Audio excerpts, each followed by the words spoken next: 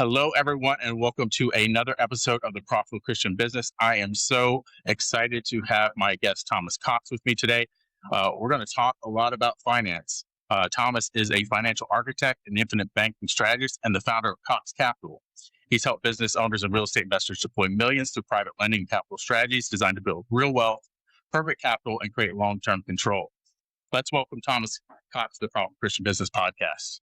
Hey, thank you, Doug. Appreciate it. Yes, sir. So one of the things I like to do, I like to break the ice initially. Okay. I don't like to dive real deep into business or even faith right off the top. But a lot of times what happens is I'll ask these like general, just kind of getting to know you questions, and we start diving deep anyway. So outside of what you do as far as money and investing, what do you enjoy to do? Where do you like to spend your time? I don't have any hobbies. I've got a handful of things I like to do. I like to exercise, and I've got 3 kids. And so between running the business and I enjoy exercising, that's really it. Like I have multiple businesses and I have kids. There's not a whole lot of room to do anything else. One of my kids loves to hunt and fish. Well, if you've ever done either one of those, you know that both of those things take up copious amounts of time. Like it's not like go run and go fish for no, fishing is an event. Hunting is an event. And so like that's what I do. I mean, I'm kind of boring, but I enjoy going and doing with all of those humans. So Couple things about that. When you love what you do so much, it kind of is your work and your hobby at the same time, right? it really is. A lot of times there's nothing you'd rather be doing. I have that. That's the way I feel too. I do like golf. But again, it's an event, right? It takes at least half a day. That is a massive event. So I would love to play more of that, but I'm devoted to some things, right? Yeah, absolutely. Let's talk about, you've not only done stuff in the financial sector, but you've built catering companies, real estate portfolios. Which seasons prized you the most of all the things you've built, and why? I really didn't think that when I was 5 years old and I knew that I wanted to coach college football. And even while I was coaching, I coached college football for 10 years. And, from the time I was 5 years old, I knew what I was going to do. No, there's no question. You know how you ask a 15-year-old kid and they're like, I want to go do. No, I knew. Like, I knew what I wanted to do. I went to college to play football, to go coach football. And so I really knew that world. But when I was 32 years old and the Lord moved me out of college coaching, it upset my wife, number one, because she loved the fact that I coached college football because she's a high-level high school coach. And when the Lord moved us out of that, my dad, who coached for 37 years himself and is a Hall of Fame coach in the state of Alabama, looked at me and said, Dad, I don't know what I want to do because I don't know of how to do anything else. And he looked at me and he said, son, you can do anything you want to do. And obviously now at 45, I realized that he was right, number one. Number two, I did not realize that the skills that I developed in coaching college football massively were interchangeable in the business and ownership world. I heard a guy say this the other day, and I love this. Same skill set, different pay scale. And I took those skills and transferred them into, owning my own business in essence. I mean, we can call it food catering, but owning my own business. So I guess the most shocking thing for me is that I own a catering company that between $2.5 and $3 million this year. Well, that's not bad. That's not normal. Not at all. That's not right. normal. And so I get shocked every day, and it's a shock, but it's also sitting there and go, look what the Lord's done in our life. Amen. It's all, we could sit here and say, I did this or I did that, but you know what? It's all God's, and we're just stewarding. And I don't want to make this a Sunday school lesson, but we're just stewarding what he gave us. And the key is how do we make sure that he, A, gets the glory, and B, gets what he gave it. Here's the thing. He gave us 90%. He said, I'm going to give you all this money. I want you to live on 90% of it. Just make sure I get my 10. That's tithing in a nutshell, obviously. But you just got to make sure you're doing those things in order to be honoring for what you've been given. So, amen. And I don't mind this being a Sunday school conversation at all, because I love when the Holy Spirit shows up amen. during Yeah. anything. So Yeah. it often happens in a lot of things that we do on our side, because we just invite him in and say, Lord, do your work. That's right. So I love that. I am interested. Where did you coach college football? Yeah, that's great. Are you a football fan, though? I am. I'm a Clemson Okay. Tigers fan. Okay. So I was at NC State, so we came to Clemson a handful of times and played. So the funny thing is this is in the news lately. I don't know if you watched. Did you watch the game last night? Okay. So I was at NC State, and I sat next to Coach Signetti for 2 years when we were at NC State. Wow. We're the last 2 years at NC State. We were on Coach Chuck Amato's staff, and we all got fired in 2006 at the end of the 2006 season. We were there 05 and 06, and we both got fired. But I got to sit next to Sig for 2 years. And he went to Alabama. I went to Tennessee Tech, and those are the two stints I had in coaching, and then got out after being in about 10 years. But loved those two places. We loved North Carolina. We loved Tennessee. We never thought we'd move from Tennessee after being there 11 years, and so it was a wonderful journey. And I wouldn't take it back for all the tea in China. Where are you based at now? I'm in Birmingham now. Nice. So are you a fan of a particular team now? No, so I get this question all the time. I played at UAB, which is here in Birmingham, and then my dad was a high school coach for 27 years in the state of Alabama, and I remember vividly not sure how old you are, but like I remember vividly sitting on Coach Dye's lap, who was the head coach at Auburn, in my dad's office, and vividly remember 5 weeks later, being in Coach Stallings' office at the University of Alabama, walking through his office. My dad was a wonderful coach, and so all these guys loved my dad, and I got to be along for the ride. It was great. And so I remember being intertwined with both of those universities, but also my dad having kids play at Alabama, my dad having kids play at Auburn, Vanderbilt, Nebraska, all over the country. So me having any allegiance was really, really difficult, because I knew Johnny, and Johnny played at Alabama, but I also knew Cedric, who played at Vanderbilt, and Dwayne, who played at Nebraska, and Eddie, who played at Auburn. And so me having an allegiance was really, really difficult. Nice. I am a huge college football fan, and we could probably make this a college football podcast. So I don't want to do. Yeah. But I want to talk. One of the things that you've already spoken about that's kind of drawn this question out of me is obedience. Right? Is there a place in your story where it was kind of against your logical, like this makes the right sense, but God was telling you to do something different, and you were just obedient? And can you talk about that? Yeah, that's an easy. One of the things that comes to my mind is when I was coaching college football, and I loved what I did. We had just won the first conference championship at Tennessee Tech in 38 years. I was coaching offensive line. I was in a great position. I could probably move in a trajectory to be bigger and better places and make more money and all those things. But it was a spring afternoon, and we have 2 kids at the time, and I was recruiting in Georgia. And I ran into the line coach who was at the University of Georgia. And I said, hey, he had just left UAB where I played. And he was coaching there and left to go to Georgia.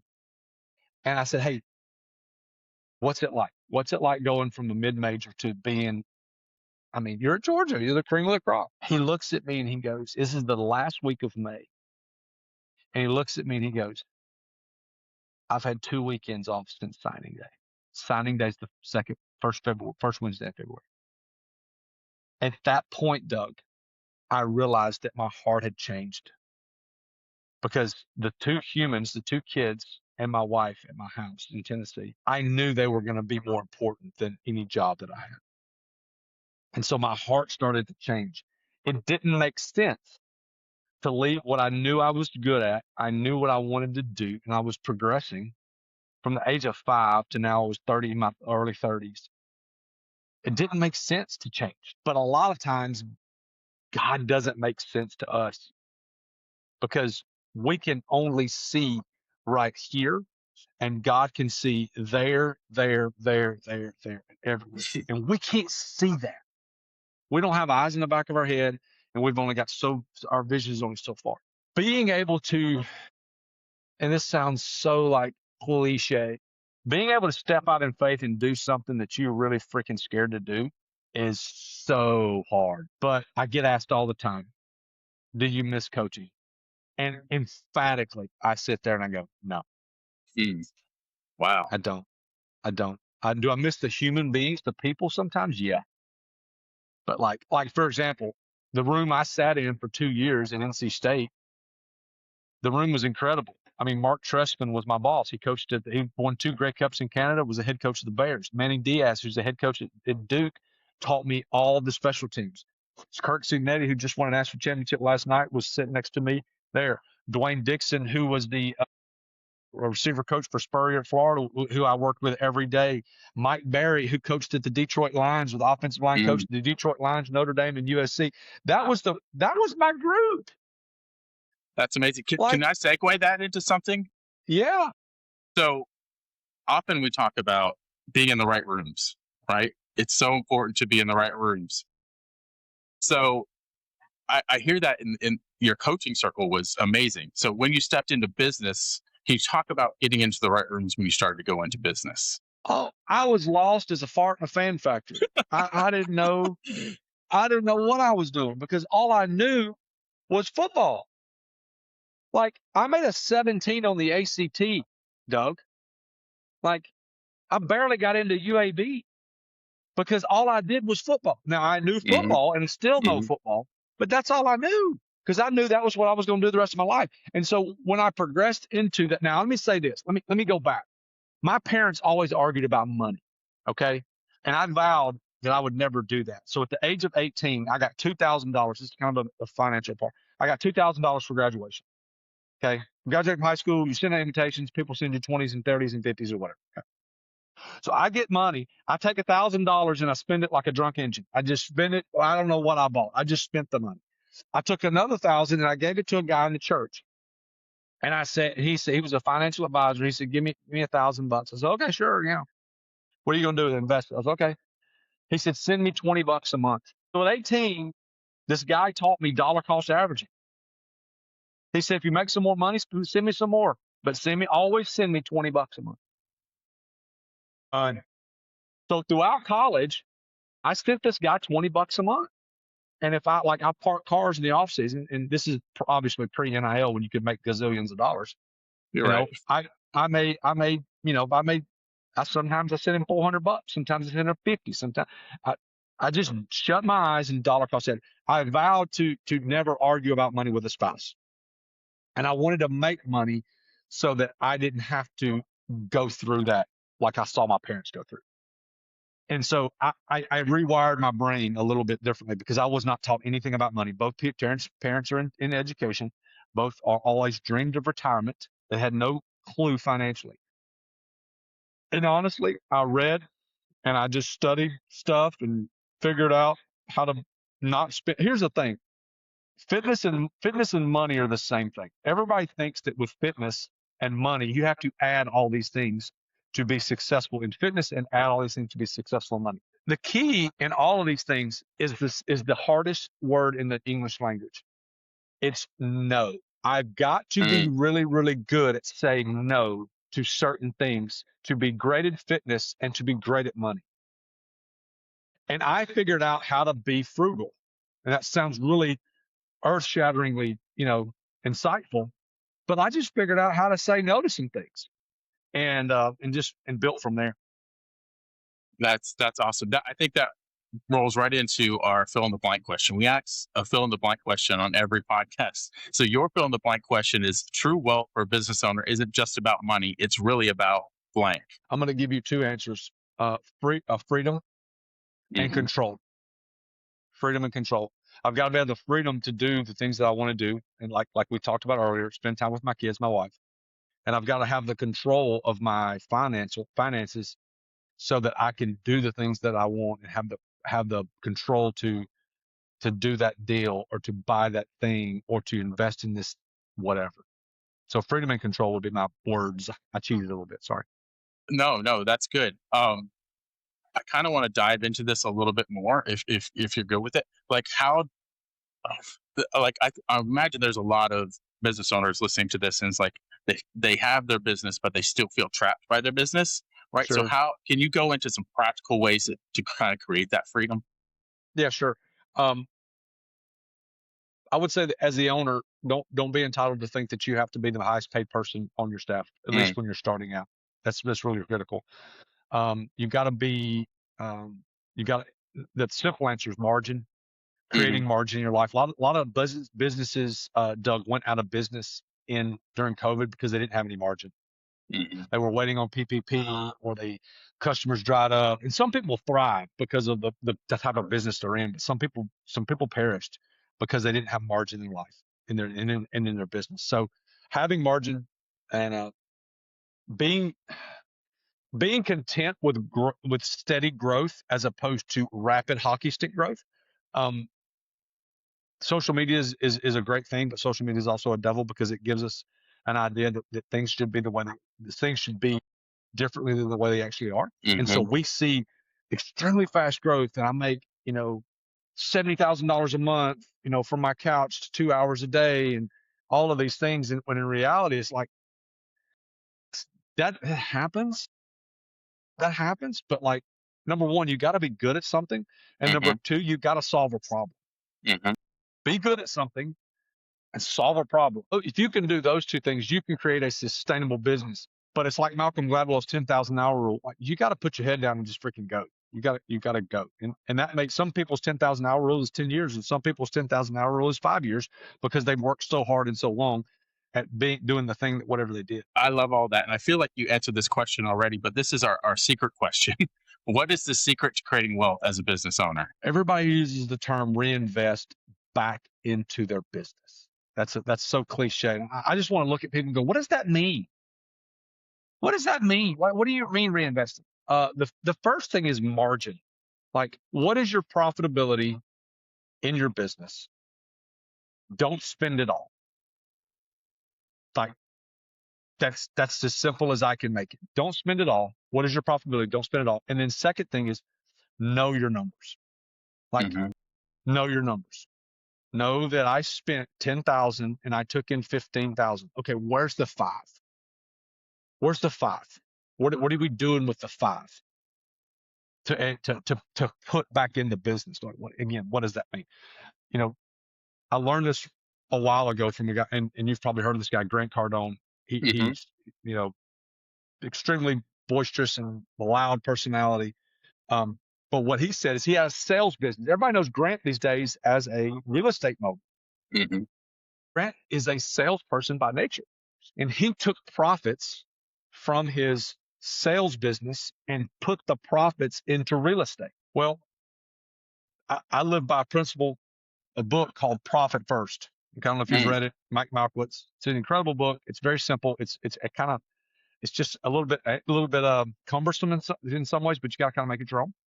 But I made a line item in my business called real estate because I knew that I wanted to take part of the profits in what I did in our food businesses and invest in real estate.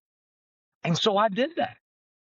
Like, I was just very intentional. When we went from coaching to being owning our own business, I worked at a church for two years. But in the meantime, that's when the planning part of our business started. We lived really frugally for about 4 years. I mean, we did. We didn't go out to eat much. We took modest vacations. Even when we started making money, I used that money that we made and started to, quote, put back in the business, whatever. But it also invested in real estate all along the way. So I hope that answers your question. It does, and I have some follow up questions based on that. Because you brought out sales. Um, a lot of people get into business and they just think they have a product or a service and they forget about the whole sales part. Can you just talk about how important sales is to a business? Thanks for tuning into today's episode. As a Christian entrepreneur, we want to give you something for free. If you go to clientsforthekingdom.com, we have an ideal client avatar generator on there for free. It's something that we've spent thousands of dollars on, countless hours out, and building out this structure of showing you who your ideal client avatar is and an offer stack that can work for your business. Enjoy the rest of the episode. Restaurants fail because someone can make cupcakes really, really well, but they have no freaking clue how to A, make them at scale, but B, sell the cupcake. This is not Field of Dreams, guys. It is not, if you build it, they will come. They ain't coming. You know why they ain't coming? Because of these things.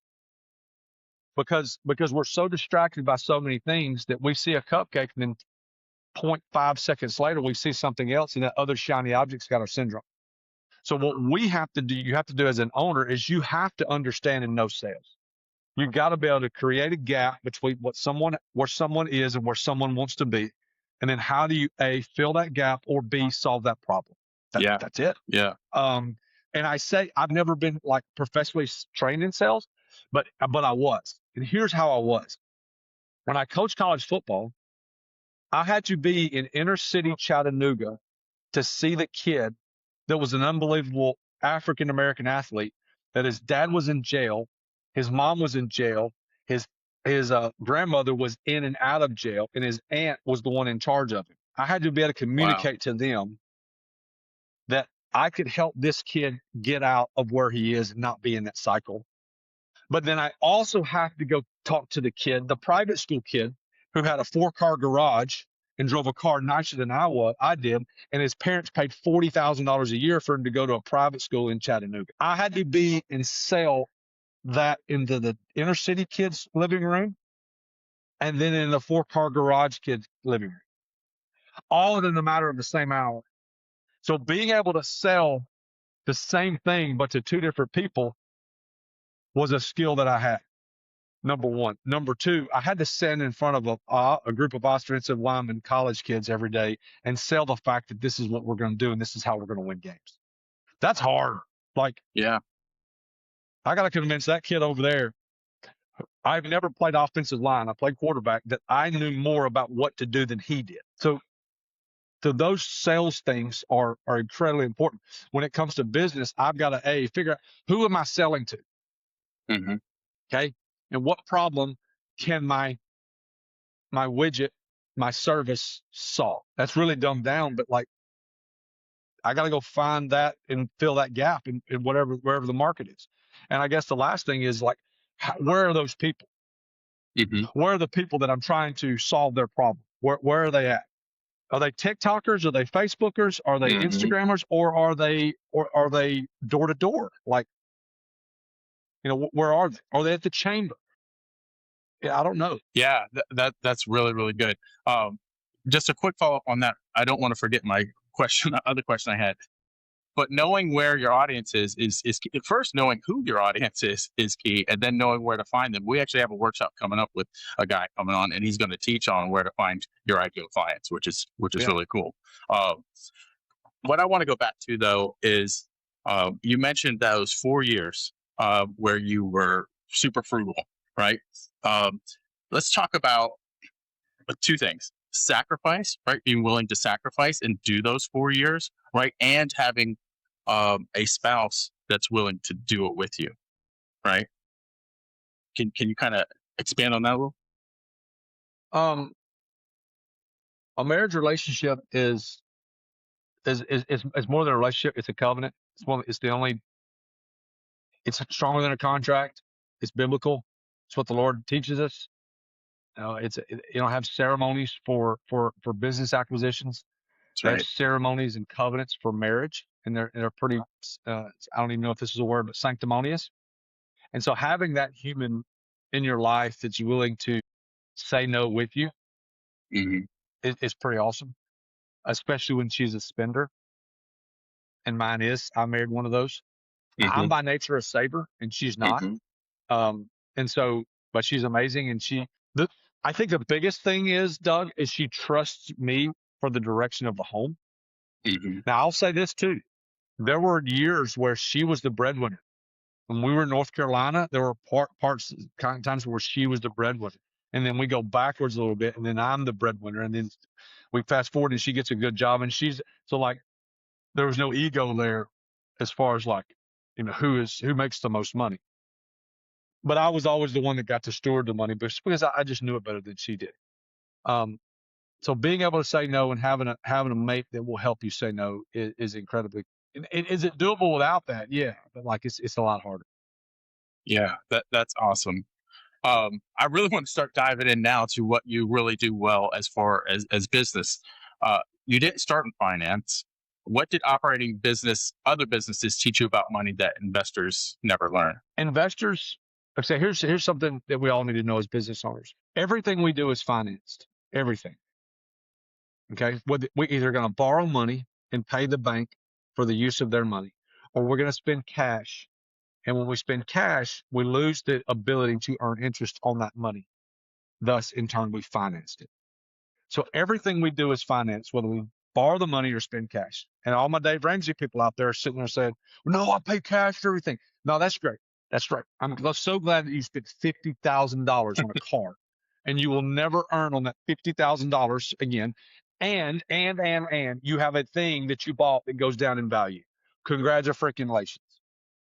So being able to understand that everything we do is finance, and being able to have a system built into your ecosystem that you can store money properly to where when you use it, it doesn't go down in value. Meaning I can still earn when I use that dollar. I can use that, in essence, I can use that dollar twice. It's a concept that a lot of people don't know about, but it's incredibly freeing and incredibly profitable, especially in the long term. My next question is, as a business owner, there's all kinds of things you can invest in now: crypto, stocks, all that kind of stuff. If this is the caveat, if it's a solid business, is it always better to reinvest into your business than to anything else? That's a great question. There's two answers to that. The Okay. first answer is, what people are not careful of in business is growing too fast. Okay. A great example. My buddy was not a pharmaceutical, he was a medical device rep, and they sold these hoses and systems in hospitals that carried nitrous oxide, oxygen, things like that. All the gases that you need in a hospital. You tracking? Mm-hmm. Guy was a killer. He could sell anything to anybody. And so he would sell this product. But what happened was he was moving so fast that not the maintenance, but the installation and the maintenance and the service part of his business couldn't keep up. And so the people would call him pissed off because he sold them this, but they couldn't service the thing. That is an example of that, and that company eventually went out of business. That is an example of too rapid growth. So if you create a lot of profitability and you dump all your money into Facebook ads to grow your business, because that's how your business is growing, or LinkedIn or Google ads or whatever your mechanism by which you grow, and you dump all your profit back into that, you got to be careful not to grow too fast. Because if you grow too fast, your systems get out of whack and you don't have the bandwidth, the staff, the system in place to support that growth. Okay? Because you're probably doing something really, really well, and it's all working well because that's what you've been built to do. But if you start growing too fast, you have to build different things and hire more people. And if you can't do that correctly, your service starts to suck. And when your service starts to suck, your business goes down. So that's an example of investing too much into your business. So being able to consistently grow, but also consistently deliver a great service, and knowing what that number is, but and also taking some of that profit and not letting it sit on the sidelines, to take that profit and invest in something that you know will grow for a long time. That's the great part about being a business owner, is I can take that dollar and I can go invest it in whatever I want to. So knowing those is really important. So we have, three silos that we really have in our business. Number one is profit. All right, here's my profit bucket. I'm going to keep my money in here just in case I need something. Number two is other investments. I mean, just take some of this money that the Lord's blessed us with and go invest it in something else that's going to create and turn out more cash. And then another one is like, how are we growing? How are we allocating some of this profit to growth? Do we need to hire more people? Do we need to put more money to ads? Do we need to build this other thing? So being able to live and understand what those three buckets look like is incredibly important. So they probably need some help at that point when they're at a scaling point or a crossroads point of where some big decisions need to be made about profit coming in. They probably need somebody who's kind of navigated that before to help them out, because I think a lot of people don't get that you can actually take a business down by growing too fast. A lot of people just think of the other way. You're not making enough cash flow and you're going down. So I love that you illuminated that. The biggest thing too, a lot of business owners do, Doug, is they adjust their lifestyle with the profit of their business. And like, it ain't never. Why? And look, I know people do it, and there are car people, and there are house people, and there are close people. Like, that's just never been my thing. And so, like, I don't totally understand that, but like lifestyle creep in a business owner's lifestyle, that's real. That's real. And being able to guard against that is extremely, extremely important. Can we go biblical there a little bit? I think that's like let's chasing do it. manna, right? Yeah, it is. Where my whole thing is how many more people can I impact by growing the business, right? When it's more about the people and the service that you provide than the dollar sign. I'd love your insights on that as well. I got a friend of mine that lives in Tennessee who is a sage when it comes to business, but he's also a sage when it comes to Jesus and loving people.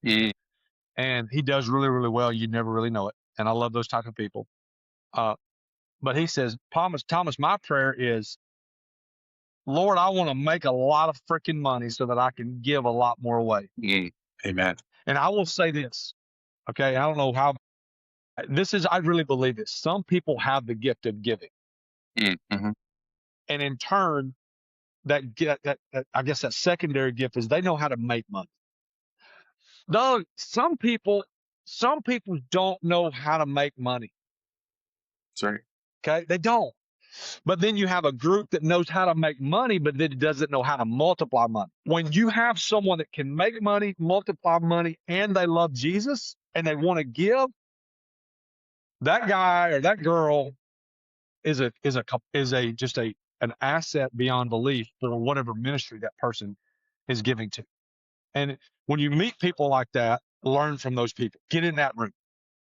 Because they can teach you so many things. Not just the guy that makes a lot of money, but the guy that makes it, knows how to grow it, and then also knows how to give it. Amen. On that concept, infinite banking, that's something you know a lot about. Can you explain infinite banking to the audience who may not be familiar with it? Yeah, that's great. I appreciate you asking that. So infinite banking is a concept to where we take cash flow and we put it into what they call whole life insurance contracts. So the money resides in a life insurance contract, but when I put that money in that contract, I can use that in like a bank. The whole purpose is not life insurance. Life insurance is a tertiary benefit of this. Okay. I'm using this as a bank. I'm going to put money in and pull money out just like I would a bank. So I'll give you a great example. I've got $300,000 of cash value in one of my policies. Well, I have a private money lending business that I have. I have $300,000 in this bucket. I took $225,000 out of that bucket and loaned it to somebody. Well, all the time, my $300,000 is growing at a guaranteed rate plus a dividend in that bucket, even though I borrowed from that dollar and then putting it to use. So I'm making money over here, letting him use that, but then I'm also growing at the highest number there. So my money's growing here, but it's also working there. In essence, Doug, I'm using it like a bank. I am becoming my own bank. And I've got 5 of these policies, which I like to think of as branches. I've got 5 branches of our family bank. And I'll say this, my kids will never have to go to a bank unless they buy some sort of massive thing. They will never have to go to a bank because they're going to use our family bank. Okay. So business owners that of any size have to have one of these policies because business owners are always what I call cycling cash flow.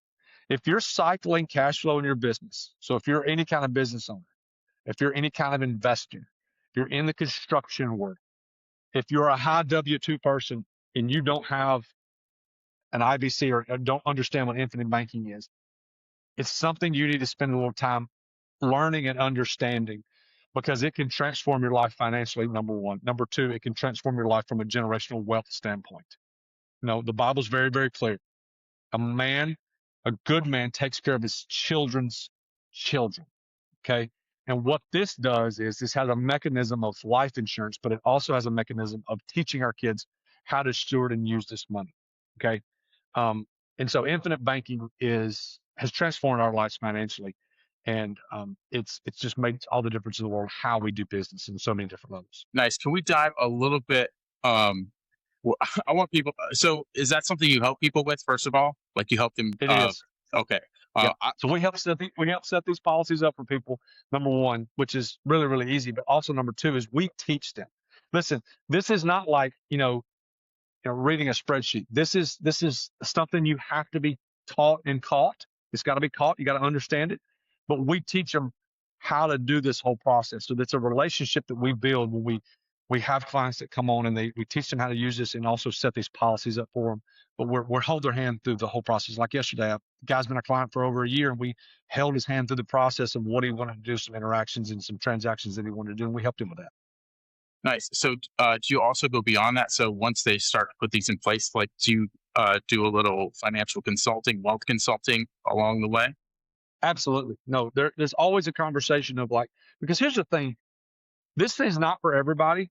If you make $52,000 a year and you have no margin in your life, infinite banking is not for you. Just being super upfront and super honest. This is for people that own a business of any size that are cycling money or that they have excess at the end of the month, end of the year. That's who this is for. But there's a constant conversation of, okay, where's your money sitting?